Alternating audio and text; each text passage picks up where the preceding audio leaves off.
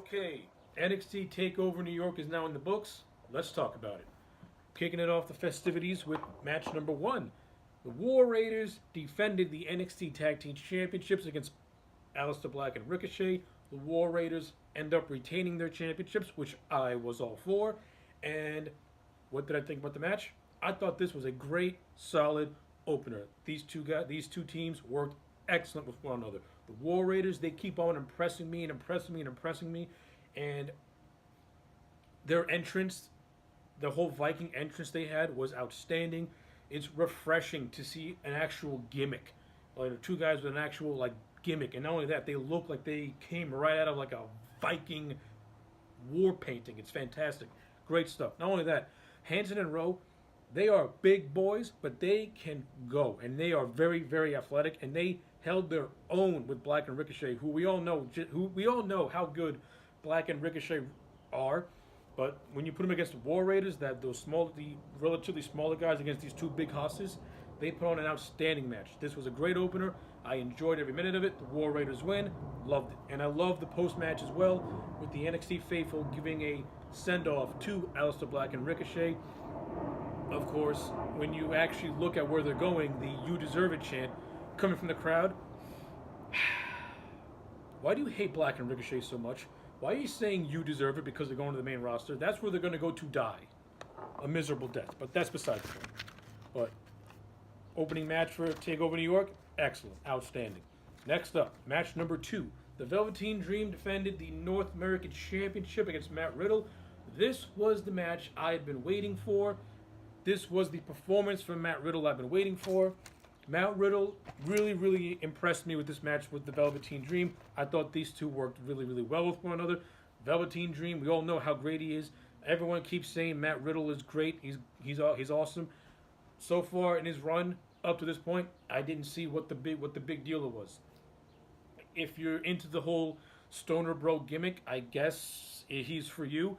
Me personally, I'm not into the whole frat boy thing, but finally seeing this guy have time and actual work with an established star like the Velveteen Dream, Matt Riddle, he impressed the hell out of me. And I like the finish to this match because it made Matt Riddle look strong, and it also gave an excuse to go to do a rematch down the line. Of course, the Velveteen Dream wins with a kind of sort of dusty finish.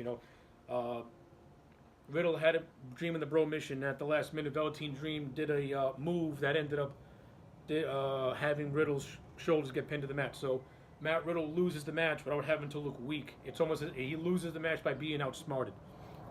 So I like how it left it open for a potential rematch, because I am down to see these two go at it again. I like this match, and I think their second match, when they have one, is going to be even better. So big ups to Velveteen Dream and Matt Riddle. Great match, great performance by Matt Riddle.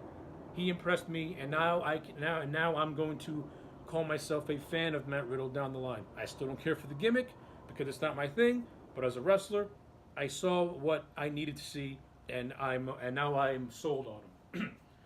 Okay, so the WWE United Kingdom Championship. Pete Dunne defended the belt against Walter. This was a good match. In my opinion, I think this match went on a little too long. I would have gave these guys 15 minutes, and I would have had Walter just dominate Pete Dunne all throughout. I would have gave Dunne some shine here and there, but I would have had this been a relatively 15-minute showcase of just how dominant Walter is. Instead, they made this match, to me, way too even, and it just dragged on for way too long. It wasn't a bad match, but I think it went on way too long. Walter wins, ending Pete Dunne's stranglehold of the UK title. This is my first time seeing Walter perform, and he's not bad. He's pretty good. And I thought even though I thought the match was long, these two at least had good enough chemistry to keep you invested here and there. But I'm not going to lie, there were moments where I was just going in and out, because there were moments where this match was just starting to lose me because it kept on dragging and dragging and dragging. The last 5 minutes of the match to me was great. But like I said, this match should have been 15 minutes, not 25 minutes. But that's just me personally. Okay, next up. NXT Women's Championship Fatal 4-Way. Shayna Baszler versus Io Shirai versus Kairi Sane versus Bianca Belair. I wanted Bianca Belair to win, but my girl, my boo, Shayna Baszler retains the women's title, and I'm not mad. You want to know why? And I'll tell you why I am not mad.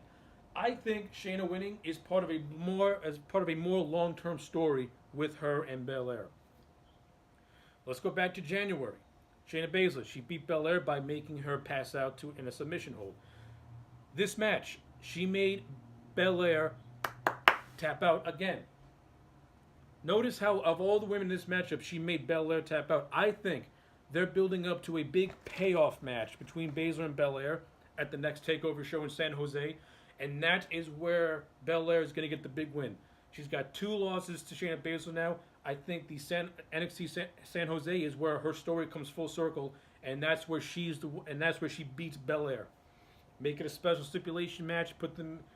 Make it a submissions match, which I think is what should be happening since Belair lost twice to a submission hold. I think the payoff should be a submissions match between Belair and Bianca Belair. The match as a whole, I thought the match was pretty good. Io and Kairi Sane did most of the work. Belair had a little bit of shine. Shayna Baszler had some shine. But again, overall, very, very solid match. I enjoyed it. I'm okay with the result because I'm a Baszler fan. And to me, Baszler is what Ronda Rousey should be, but will never be. I'm sorry. Ronda Rousey, you got nothing on Shayna Baszler because she's the female Ken Shamrock. Okay, now we get to the big one. The main event. Johnny Gargano versus Adam Cole. 2 out of 3 falls match for the vacant NXT Championship. This was an outstanding main event. This match was excellent. Gargano and Adam Cole tore down the house. The crowd was red hot for this match from the beginning all the way to the end. Gargano and Cole, this match, they fought for the NXT title. These two fought as if they were fighting for the WWE Championship in the main event of WrestleMania. The amount of respect and care that they have for the NXT title just makes the prestige for that belt just mean more. It's like you want to be the NXT champion. And Gargano and Cole, they fought like hell. This match was excellent. And Gargano, the near 2-year journey is finally over. He becomes the NXT champion, beating Adam Cole 2 falls to 1. And I love the ending with Tommaso Ciampa in his neck break, celebrating with Gargano and Candice LeRae.